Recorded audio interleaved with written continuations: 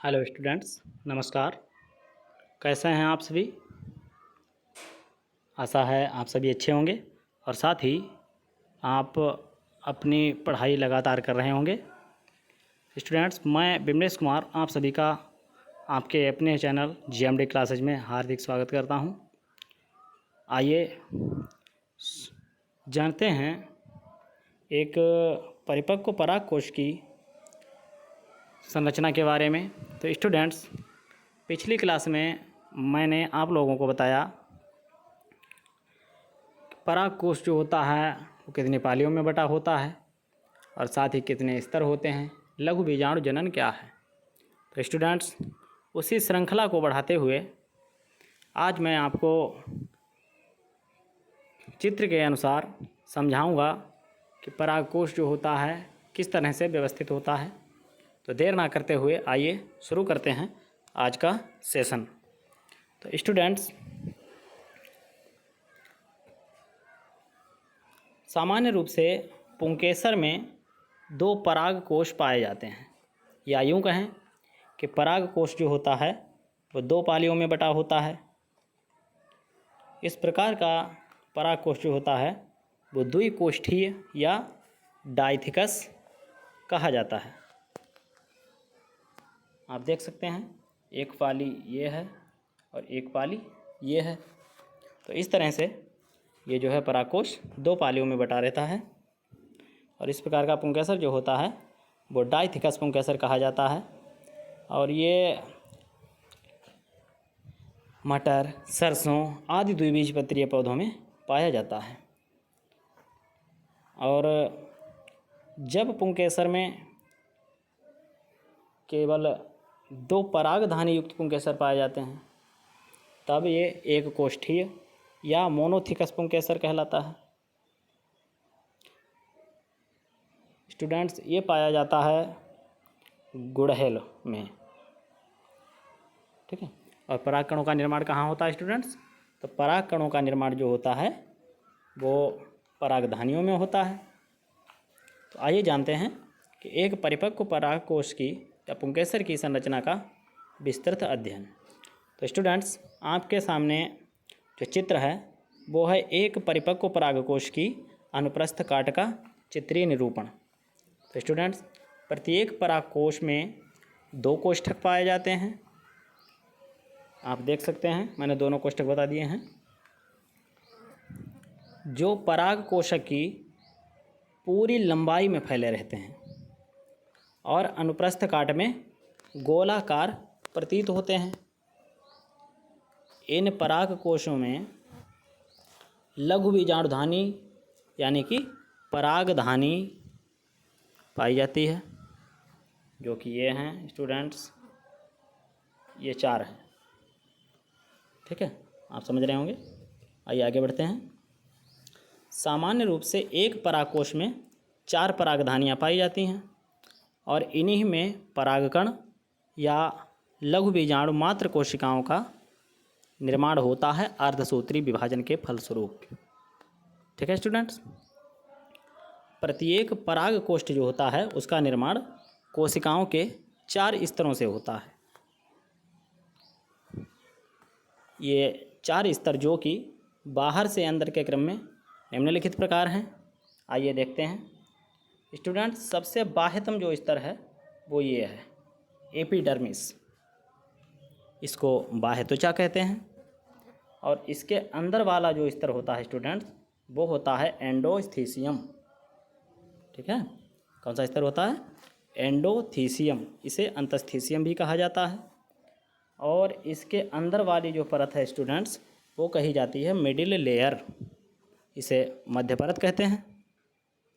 और सबसे अंदर की जो परत होती है स्टूडेंट्स वो होती है हमारी टेपिटम, ठीक है। तो ये चार परतों में जो होता है परागकोष्ठ बटा होता है। अब बाह्य त्वचा, एंडोथीसियम और मध्य परत, ये जो तीनों परतें हैं ये आपस में मिलकर के एक सुरक्षा घेरा बनाती हैं। जो एंडोथीसियम होता है वो आर्द्रताग्राही होता है, रेशेदार होता है और एक कोशिका मोटा स्तर होता है। एंडोथीसियम पराग कोष्ठ में स्फुटन में सहायक होता है। आइए एक दूसरे चित्र के द्वारा इसे समझते हैं।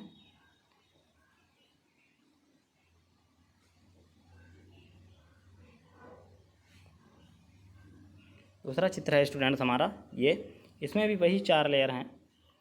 यहाँ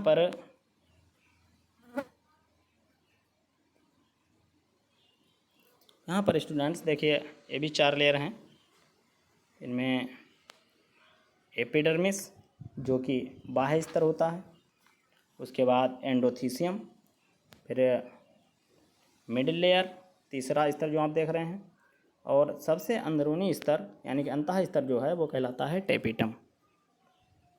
तो स्टूडेंट्स ये जो टेपिटम होता है ये सबसे अंदर की ओर एक कोशिका मोटा स्तर होता है। इसकी कोशिकाएं प्रायः बहुकेंद्रकी और सघन कोशा द्रव्य वाली होती हैं।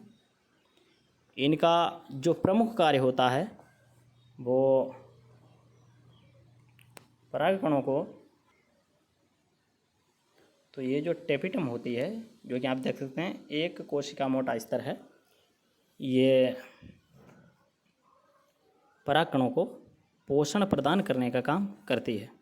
इसकी जो कोशिकाएं हैं वो प्रायः बहुकेंद्रकी और सघन कोशिका द्रव्य वाली होती हैं, तथा ये जो मध्य स्तर है, ये मध्य स्तर जो है, और साथ में टेपिटम, टेपिटम कौन सा है, ये स्तर आपका टेपिटम है। तो मध्य स्तर और टेपिटम पराग कोष्ठों को अलग अलग घेरे रहती हैं। टेपिटम पराग को जो परागकण होते हैं इनके बाह्य चोल के निर्माण में मदद करता है। टेपिटम की परिपक्व कोशिकाएं प्रायः बहुगुणित होती हैं, और टेपिटम के कुछ अन्य विशेष कार्य भी हैं, जैसे लघु बीजाणु मात्र कोशिकाओं में विभाजन के समय पोषक पदार्थों का परिवहन और यूबिस बॉडीज का निर्माण करना, यानी कि यूबिस कायिका का निर्माण करना, जो कि स्पोरोपोलेनिन से आवरित होती है। स्पोरोपोलेनिन स्टूडेंट क्या है, ये स्पोरोपोलेनिन जो है वो एक प्रकार का प्रोटीन है जो कि आवरण बनाता है और बाह्य चोल को मोटा बनाती है। पराग कणों की विशिष्ट प्रोटीन का निर्माण जो कि पराग अंडप अंतःक्रिया में भाग लेती हैं और तेल युक्त पदार्थ पॉलन किट का निर्माण करती हैं। ये कोशिकाएं 2 प्रकार की होती हैं। पहली होती हैं ग्लैंडुलर या सेक्रेटरी, कौन सी, ग्रंथिल या फिर स्रावी, और दूसरे प्रकार की होती हैं अमीबॉइड। ठीक है स्टूडेंट्स, अब देखते हैं परागपुट या लघु बीजाणुदाहिनी का परिवर्धन या विकास। तो स्टूडेंट्स युवावस्था में परागकोश में बाह्य त्वचा के नीचे हाइपोडर्मिस की कुछ कोशिकाएं अन्य कोशिकाओं से जो होती हैं वो बड़ी हो जाती हैं। इनमें सघन कोशाद्रव्य और स्पष्ट केंद्रक पाया जाता है। इन कोशिकाओं को हम प्रप्रसु आरंभक कोशिकाएं कहते हैं। अब ये जो प्रप्रसु कोशिकाएं होती हैं ये परिणत विभाजन के द्वारा विभाजित होकर के बाह्य त्वचा की ओर प्राथमिक भित्तीय कोशिका और साथ ही भीतर की ओर प्राथमिक बीजाणुजनक कोशिका बना देती हैं। ठीक है स्टूडेंट, अब प्रत्येक जो प्राथमिक भित्तीय कोशिका होती है वो परागपुट की भित्ति बनाती है, जिसकी आंतरिक परत पोषक कोशिकाओं के रूप में कार्य करती है, और यही परत जो है वो क्या कहलाती है स्टूडेंट, ये टेपिटम कहलाती है। ठीक है, आप लोग टेपिटम के बारे में समझ गए होंगे। और जो प्रत्येक प्राथमिक बीजाणुजनक कोशिका होती है वो समसूत्री विभाजन के द्वारा परागपुट के भीतर परागकण या लघु बीजाणु मात्र कोशिकाओं के समूह का निर्माण करती है। ठीक है स्टूडेंट्स, आशा है आप लोग समझ रहे होंगे। स्टूडेंट्स ये चित्र हमारा है एक स्फुटित परागकोश का। इसमें आप देख रहे हैं परागकोश का स्फुटन हो रहा है। ये देखिए पराग कोश की जो भित्ति है यहाँ से ये फट जा रही है और यहाँ से ये स्टूडेंट्स पराग को जो हमारे लघु बीजाणुदानी थी ये चारों कोनों पर एक एक थी। तो इनमें से ये पराग कण जो हैं ये स्टूडेंट्स क्या हैं, पराग कण हैं, ये पराग कण हैं। ठीक है, ये सारे जो हैं गोलाकार पराग कण हैं, उनके अंदर जो डॉट लगा हुआ है वो इनका केंद्रक है।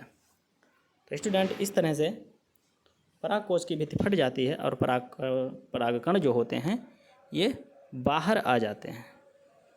ठीक है स्टूडेंट, आशा है आपको ये समझ में आया होगा। तो स्टूडेंट्स आज के लिए बस इतना ही। स्टूडेंट्स इसका विस्तृत वर्णन इससे पहले वीडियो में मैं करवा चुका हूँ। जिन स्टूडेंट्स ने वो वीडियो नहीं देखा है वो वीडियो के डिस्क्रिप्शन में लिंक दे रखा है, उस पर जाएं और पूरा वीडियो जो है वो वॉच करें। इससे आपको काफ़ी सहायता प्राप्त होगी इसे समझने में। इसके साथ ही स्टूडेंट्स, जो स्टूडेंट्स हमारे साथ नए जुड़े हैं वो लोग चैनल को सब्सक्राइब कर लें, लाइक करें और शेयर करें। और साथ ही आप सभी लोग कमेंट में बताएं कि सेशन कैसा लगा। तो स्टूडेंट इन्हीं शब्दों के साथ इस क्लास को समाप्त करते हैं। मिलते हैं अगली क्लास में, तब तक के लिए नमस्कार।